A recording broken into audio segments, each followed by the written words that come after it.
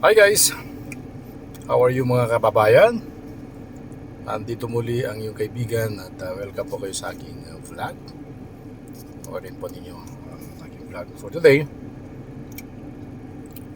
Alam niyo kabayan, sa atin sa Pilipinas, ang palm tree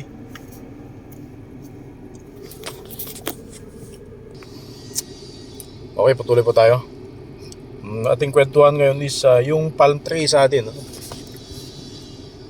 Natawa lang kasi ako kaya pagdating ko from lunch. Pagdating kinabutan ako ng kahoy na to. Sabi ko to. Sabi chap. Ibig sabihin chap. This is seafoods. So then I asked them questions. What is the type of foods is this? And then it is a palm tree daw pa. Makakain pala yun.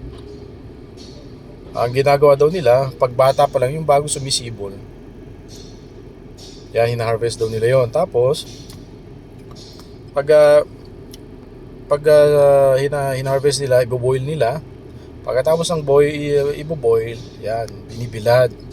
Ngayon, ito na ito. Pagkatapos ibilad, pwede nang kainin. Sabi ko, parang bambulan to eh.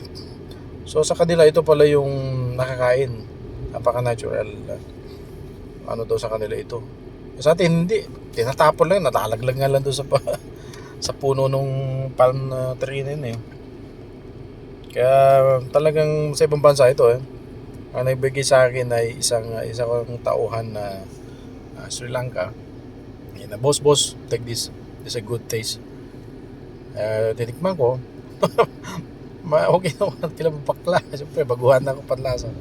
Talaga gusto nila. Tingnan nyo guys, oh. Parang ito yung dahon niya. Yun yung dahon. Yung fresh pa lang. Parang may ugat pa makikita. Nakain pala sa kanila to. Kaya doon pala pagkain sa kanila. Anyway, sa atin din naman, daming klase pagkain. Kaya hindi lang natin alam na itong pantry ay kinakain din.